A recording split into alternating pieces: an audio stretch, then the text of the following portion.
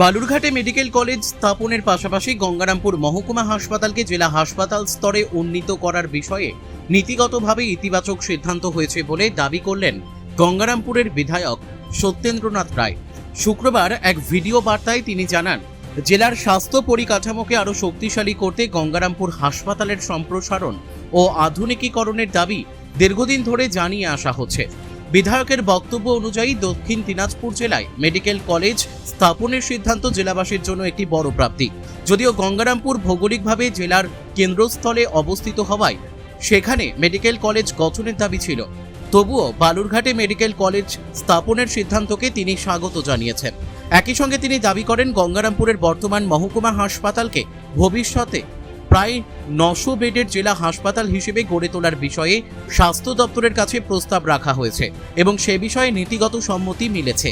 হাসপাতালটিতে উন্নত চিকিৎসা ব্যবস্থা, আধুনিক পরিকাঠামো এবং বিভিন্ন বিভাগের বিশেষজ্ঞ চিকিৎসক নিয়োগের মাধ্যমে বৃহত্তর এলাকার মানুষকে উন্নত স্বাস্থ্য পরিষেবা দেওয়ার পরিকল্পনা রয়েছে বলে তিনি জানান।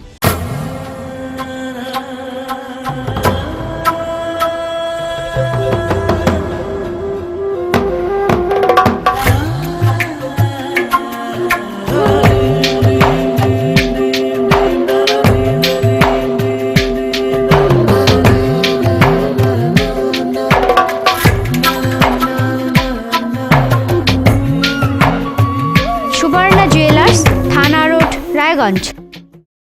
নমস্কার, আমি গঙ্গারামপুরের বিধায়ক সত্যেন্দ্রনাথ রায় বলছি। আপনারা ইতিমধ্যেই শুনেছেন যে মেডিকেল কলেজ বালুরঘাটে হবে। এই কারণে প্রথম থেকে আমার দাবি ছিল যে মেডিকেল কলেজটি গঙ্গারামপুরে হোক। যেহেতু গঙ্গারামপুর বাম আমল থেকে তৃণমূল আমল দুটো সময় পিছিয়ে পড়া, গঙ্গারামপুরটাকে সবসময় পিছিয়ে রাখা হয়েছে। এই কারণে নবান্নে মাননীয় আমাদের মুখ্যমন্ত্রী তার দপ্তরে গিয়ে তার আত্মসহায়ক তার সঙ্গে কথা বলেছি। আজকে কথা বলার পর তাকে কাগজ দিয়েছি। সেখান থেকে আমি এবং কুশমন্ডির বিধায়ক তাপস রায় আমরা স্বাস্থ্য ভবনে গিয়েছি। স্বাস্থ্য ভবনের জয়েন্ট সেক্রেটারি মিস্টার মাঝি এবং ডিএসএস সাহেবের সঙ্গে কথা বলে এসেছি। সেখানে আমাদের জেলার সিএমএস উপস্থিত ছিলেন। যে সেদিন মাননীয় মুখ্যমন্ত্রীর উপস্থিতিতে ঘোষণা করা হয়েছে যে গঙ্গারামপুর ডিস্ট্রিক্ট হসপিটালে রূপান্তরিত হবে। অতএব ডিস্ট্রিক্ট হসপিটাল অর্থ গঙ্গারামপুর 900 বেডের হাসপাতাল হবে এবং সব ব্যবস্থা গঙ্গারামপুর হাসপাতালে থাকবে। আমি সেটাকে মেনে নিয়ে বলেছি ইতিমধ্যেই খুব তাড়াতাড়ি ঘোষণা করতে হবে এবং গঙ্গারামপুর যাতে ডিস্ট্রিক্ট হসপিটালে খুব তাড়াতাড়ি কাজ শুরু হয়। 5তলা হাসপাতাল আছে এবং সেটা 9তলা হয় এবং টোটাল সিস্টেম ডিস্ট্রিক্ট হসপিটালে গঙ্গারামপুর আসে, তার জন্য ব্যবস্থা আজকে করেছি। সেই সঙ্গে তপন হাসপাতাল আদিবাসী এলাকা এরিয়া, সেখানে তপনে যাতে একটা 100 বেডের সুপার স্পেশালিটি হাসপাতাল হয় এবং কুশমন্ডিও ব্যাকওয়ার্ড ক্লাসেস এরিয়া, সেখানেও যাতে একটা 100 বেডের সুপার স্পেশালিটি হাসপাতাল হয় সেই ব্যাপারে আবেদন করেছি।